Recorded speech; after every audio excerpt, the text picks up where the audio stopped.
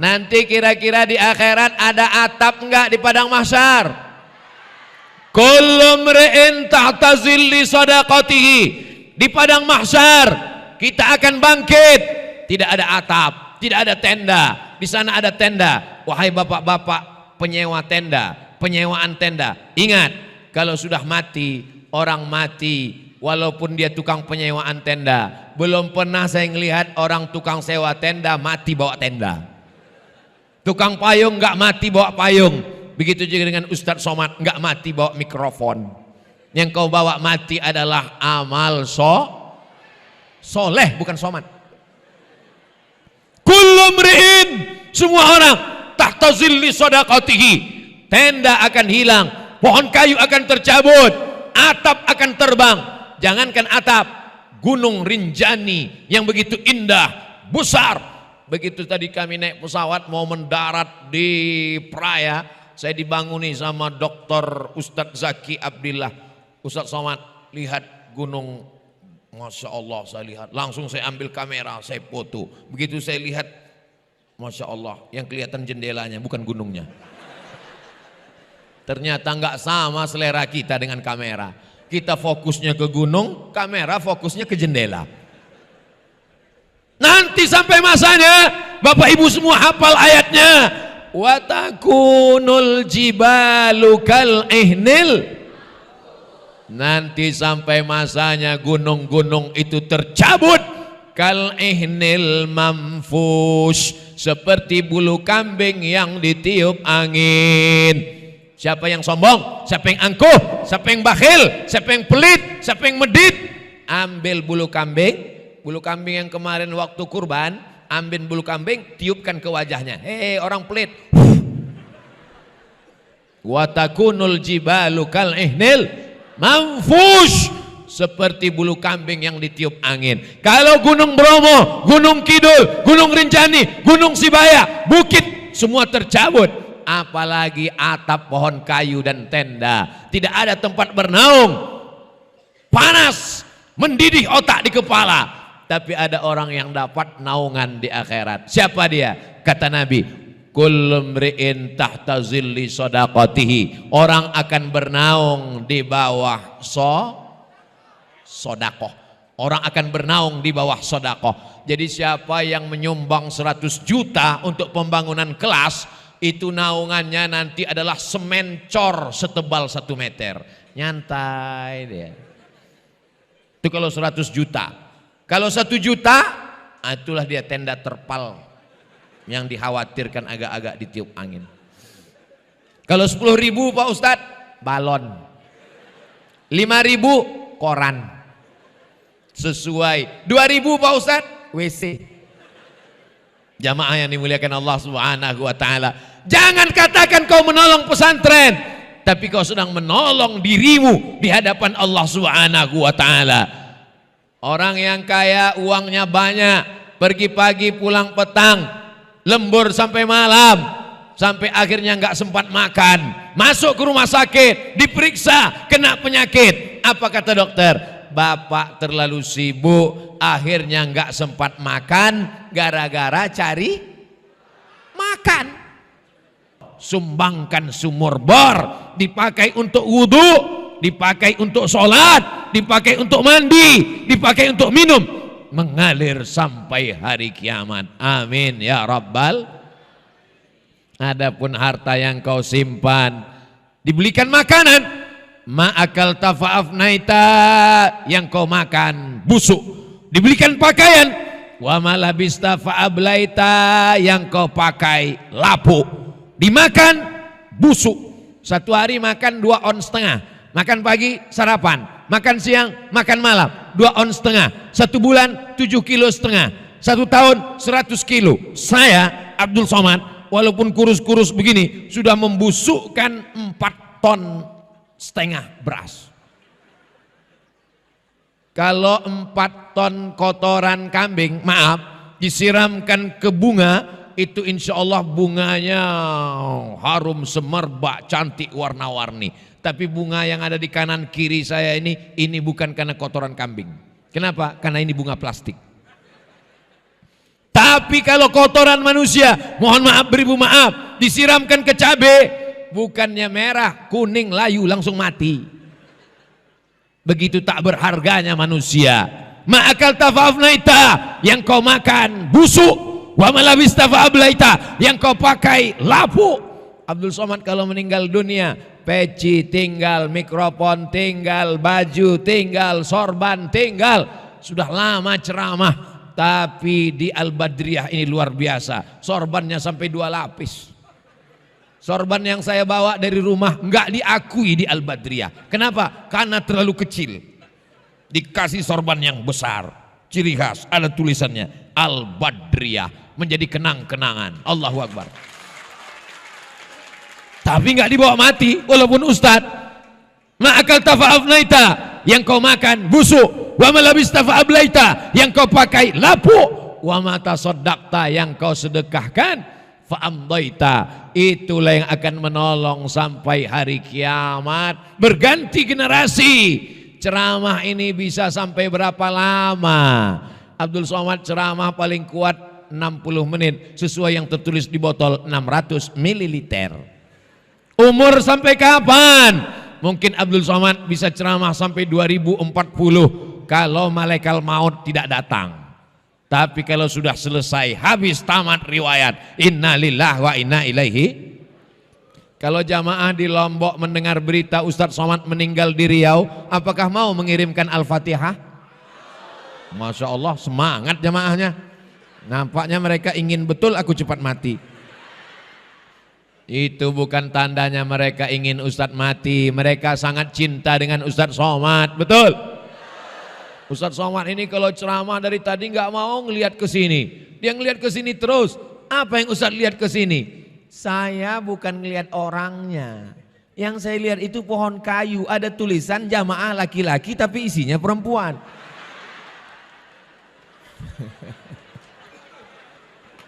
Masya Allah, tabarakallah.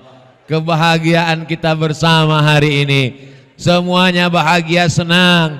Karena hari ini ulang tahun 36. Mudah-mudahan sampai hari kiamat Pondok Pesantren Al-Badriyah Badar, artinya bulan purnama. Tala'al badaru alaina min saniyatil wada' wajaba syukru alaina mada'a lillahi da' ayyuhal mab'usu fina ji'ta bil amril muta' ji'ta syarraftal madina marhaban ya khairada'. Enaknya kalau solawatan rame-rame, yang nggak hafal nggak ketahuan.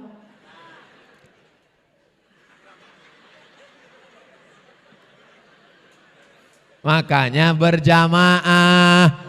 Kalau sendirian sedekah ketahuan. Tapi kalau berjamaah ramai.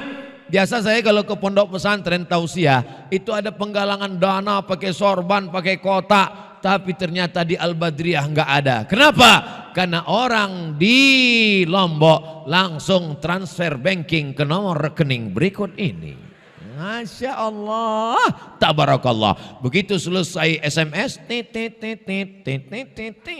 pas ngeliat angka langsung nangis. Ibu terharu mengenang suami? Enggak Pak Ustaz. Bapak terharu mengenang ibu? Bukan Pak Ustaz. Terus nangis kenapa? Salah pencet Pak Ustaz. Rencana mau sedekah 100.000, kepencet nolnya 6, hilang 1 juta. Alhamdulillah. Kok alhamdulillah? Ibu punya tabungan di bank 100 juta. Amin. Ditransfer bangun kelas 1 juta. Amin. Berarti yang tinggal di bank? Memang kalau udah cerita sedekah ini banyak yang pura-pura lupa memang. Bapak punya uang 100 juta. Amin. Ditransfer pembangunan kelas asrama, masjid, aula 1 juta. Amin. Berarti yang tinggal di rekening bank 99 juta. Saya ulang sekali lagi, yang tinggal di rekening bank 99 juta mati.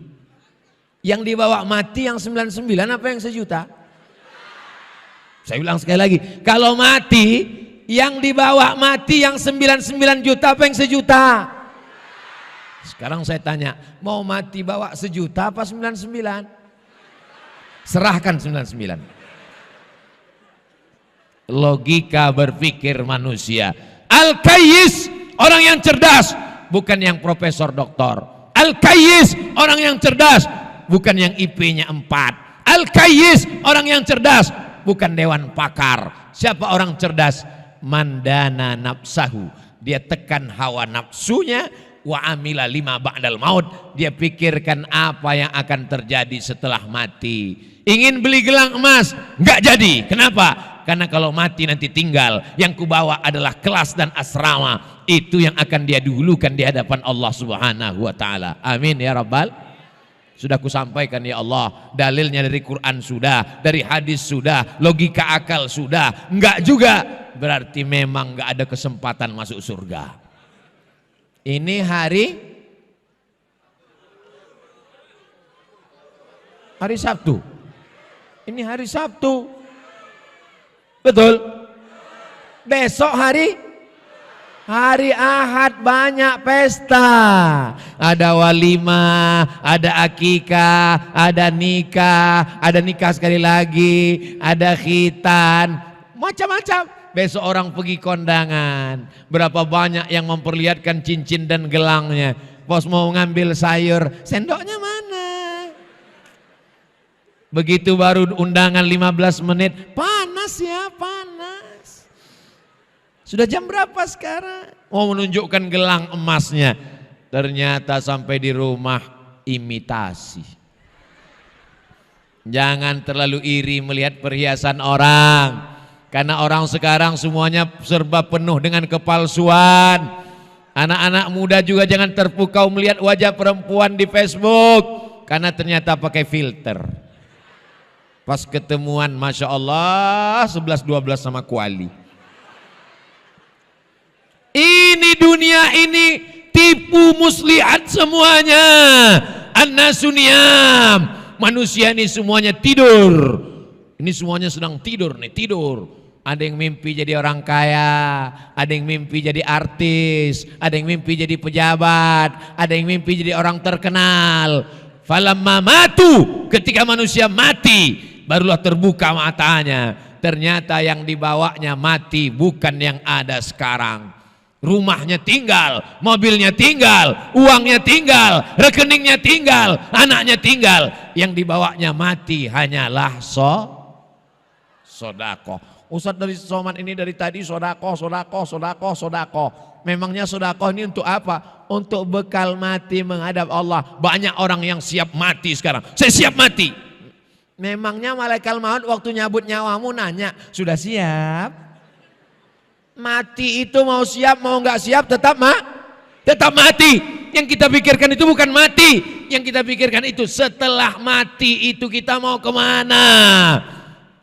Kalau kita sempat mewakafkan harta kita, Ustadz Somad, beda wakaf sama sedekah itu apa? Saya wakafkan tanah ini untuk pembangunan asrama seluas 2 hektar tunai. Itu namanya wakaf. Rukunnya 4. Ada yang berwakaf, ada yang nerima wakaf, ada yang diwakafkan, ada ijab dan qabul. Itu namanya wakaf. Tapi kalau dia bentuknya untuk bayar listrik, itu infak. Karena dia habis. Untuk beli lilin, infak. Karena setelah dibakar habis. Tapi yang nomor 3 itu tidak mesti uang. Tabassumika fi wajhi akhika sodakoh. Senyummu ke wajah saudaramu adalah sodakoh. Inilah yang paling ringan. Yang bisa kasih tanah, kasih tanah. Gak bisa ngasih tanah, kasih listrik. Gak bisa juga ngasih senyum. Makanya kotaknya jangan ditulis kotak sodakoh.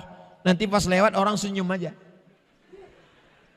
Mohon Pak, ini ada sodakoh untuk kelas. Mana dia ini? Tapi masih lumayan senyum pun mau. Ada yang lebih parah lagi. Ngasih tanah wakaf enggak, ngasih sodakoh enggak, ngasih senyum enggak. Tiba-tiba datang ke pesantren, kritik sana, kritik sini. Ini kelihatannya dindingnya, ini kenapa ini. Kalau ada orang model begini, kepalanya jedutkan ke tiang. Karena otaknya miring, mesti diluruskan. Kita ini adalah hamba Allah, mengabdikan ilmu harta nyawa kepada Allah.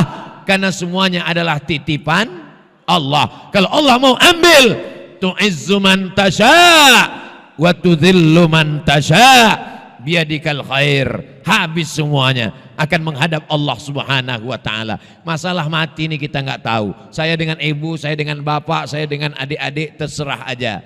Mau saya duluan, bapak ibu belakangan, jangan. Kita ini semuanya sudah menjadi suratan takdir Allah. Idza jaa ajaluhum, kalau ajal sampai, la yastakhiruna sa'atan wa la yastaqdimun. Tak dapat ditunda walaupun sesaat, tak pula dapat dimajukan walaupun sesaat. Saya enggak kaya Pak Ustadz, uang saya enggak banyak Pak Ustadz. Ada satu kesempatan bagi yang tidak kaya. Saya bukan tuan guru Pak Ustadz, ilmu saya enggak ada Pak Ustadz. Masih ada satu kesempatan. Kaya enggak, tuan guru enggak, pejabat enggak, polisi enggak, tentara enggak, ustadz bukan. Ada satu kesempatan, waladun solihun, anak yang soleh. Ibu mau anaknya kaya? Mau. Bapak mau anaknya pejabat? Mau. Ibu mau anaknya wanita karir? Mau. Tapi mabuk sakau? Enggak mau. Kita selalu berdoa pagi petang siang malam. Rabbi habli minas sholihin, Rabbi habli minas sholihin, Rabbi habli minas sholihin, Rabbi habli minas sholihin. Mudah-mudahan anak-anak kita ini jadi anak yang soleh dan solihah. Hai Umar bin Khattab, ya, tolong hukum anak saya. Ini anak durhaka, melawan kepada saya. Kata Umar bin Khattab, mana anakmu? Sini. Umar bin Khattab orangnya bijaksana, dia nggak langsung hukum, dia tanya dulu. Anak, iya, ada yang mau kau sampaikan? Ada Umar bin Khattab, silakan. Kami sebagai anak ini punya hak nggak terhadap orang tua kami? Ya, apa hak kami? Diberi ibu yang solihah. Yang kedua, nama yang baik. Yang ketiga, makanan yang halal. Itu hak anak. Apa kata anaknya? Ibu saya tidak solihah, nama saya kumbang, makanan saya riba. Apa kata Umar bin Khattab kepada orang tua yang mengadukan anaknya? Laqad aqaqtahu qabla an ya'uqqa 'alaik. Kau lebih dulu durhaka kepada anakmu daripada anakmu durhaka kepadamu. Jadi kalau dulu ada anak durhaka, ternyata dulu lebih ada namanya bapak durhaka dan ibu durhaka. Siapa itu? Yang tidak memberikan amanah, tidak mengajarkan Quran, tidak mengajarkan nahwu sharaf, tidak mengajarkan kitab kepada anak, sehingga anak menjadi durhaka. Tapi saya kan enggak ustadz, saya enggak tuan guru, saya enggak ulama. Serahkan ke pondok pesantren, selamat mereka dunia, selamat mereka akhirat, sesuai dengan doa yang kita ajarkan. Rabbana atina fid dunya hasanah wa fil akhirati hasanah wa qina azab. Nanti kalau anaknya di luar, dia pulang jam 12 siang, habis itu dia cabut pakai motor, dia bonceng laki-laki perempuan gak mahram pergi sana sini, berangkat dari rumah pakai jilbab, di tengah jalan jilbabnya copot dihembus angin masuk ke tas. Dia pakai baju yang resletingnya belum dijahit, dia pakai baju yang kancingnya belum dipasang, dia ambil baju yang belum selesai di tempat tukang jahit. Tapi di pondok pesantren jilbabnya panjang, bajunya panjang, senantiasa menghafal Quran, berwudu, jauh dari laki-laki. Jangankan laki-laki yang biasa, Ustadz Somad pun gak boleh mendekat ke sana. Aman, terjaga anak perempuanmu. Saya ketemu dengan teman saya, dosen, doktor, aku risau Ustadz Somad. Kenapa Pak? Anak saya perempuan. Kalau saya pergi ngajar, saya khawatir anak saya dibawa cabut sama temannya ke mall, jalan-jalan, naik mobil, kacanya gelap, hitam, 100%. Tapi sekarang hati saya tenang Pak Ustadz. Kenapa? Anak saya sudah masuk pesantren, laki-laki perempuan, terjaga, terpelihara. Banyak orang ragu memasukkan anak ke pesantren. Nanti kalau anak saya di pesantren cuma bisa baca kitab, nggak punya ijazah. Al-Badriyah, SMP, SMA, Sanawiyah, Aliyah. Ustaz tahu dari mana? Ada tulisannya di atas, SMA Al-Badriyah. Jamaah yang dimuliakan Allah Subhanahu wa taala. Saya tadi begitu sampai kemari agak heran juga. Ini kok lain di pesantren Al-Badriyah ini. Kok jamaahnya enggak ada ya? Ternyata masuknya dari belakang. Dibawa mutar-mutar masuk. Rupanya jamaah begitu sampai masuk keluar saya lihat, seperti di stadion. Sampai ke atas. Masya Allah, tabarakallah. Saya tadi malam tabligh akbar haul Tuan Guru Ramli bin Ahmad di Bima. Tadi kemudian naik pesawat sampai kemari. Dugaan saya ini karena naik pesawat, karena lelah, karena tadi malam pulang sampai jam 12. Perpisahan dengan tim foto-foto segala macam. Nampaknya saya nggak bisa ceramah lama. Paling-paling 15 menit, kultum setengah jam selesai. Rupanya saya sudah ngomong 70 menit. Dipotong mati lampu sebentar. Jamaahnya bersemangat luar biasa. Jamaahnya tahan, yang jauh nggak dapat tempat duduk berdiri semangat. Kenapa mereka nggak duduk? Karena memang nggak ada kesempatan untuk duduk. Di atas juga masih semangat, di sana juga masih semangat. Jamaahnya semangat, ustadznya nggak kuat. Masya Allah, tabarakallah. Ustadz Somad, apa pesan-pesan Ustadz untuk kami? Sudah saya sampaikan semuanya. Guru-guru ini bukan karyawan. Jangan kau anggap anakmu pakaian kotor, bau, masukkan ke laundry, bayar, besok tarik. Guru bukan karyawan laundry. Ustadz dan ustazah adalah orang mulia yang memberikan waktunya, tetes peluh keringatnya, air matanya, mendoakan anak-anak kita setiap malam. Mestinya kita cium tangan guru-guru kita ini. Saya datang ke sekolah anak saya, mau saya cium tangan gurunya. Begitu sampai, enggak jadi. Karena gurunya perempuan. Terima kasih ibu guru, terima kasih ustazah. Kau sudah mendidik anakku pandai menghormati orang tua. Dia mencium tanganku. Kau sudah didik anakku menghafal Quran. Kita ini bukan apa-apa dan bukan siapa-siapa. Walaupun bapak jenderal, walaupun ibu dokter spesialis, walaupun bapak profesor doktor, belum tentu bisa mendidik anak-anak. Betul? Saya insya Allah kalau disuruh tabligh akbar di tengah stadion tanah lapang sepak bola, siap insya Allah. Tapi kalau disuruh mendidik anak-anak, mohon maaf, 10 jari saya angkat, minta ampun, gak sanggup. Saya pernah diundang ceramah di TK. Berikut ini mari kita dengarkan tausiah yang akan disampaikan oleh Profesor Dr. Abdul Somad LCMA. Begitu saya tampil, satu pun gak ada yang peduli. Saya ceramah, mereka ketawa. Akhirnya 5 menit saya ngomong, semuanya ribut, putus asa saya.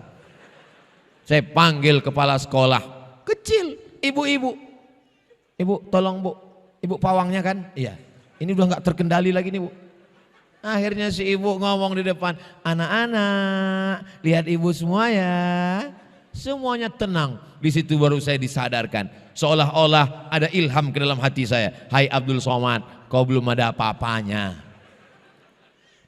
Anak-anak kita diajar di sini, dididik, berdisiplin, taat, on time, tepat waktu. Jangan kita rusak di rumah. Di pesantren Al-Badriyah dia diajarkan bercelana panjang. Yang laki-laki, yang perempuan pakai jilbab panjang. Jangan sampai rumah orang tua yang merusak anak. Begitu sampai di rumah, ibunya ngecat rambut 3 warna, merah, kuning, kelabu. Begitu sampai di rumah, dia lihat ibunya pakai rok pendek, yang merusak anak. Ma min mauludin illa yuladu alal fitrah. Anak ini suci, anak ini fitrah, anak ini bersih.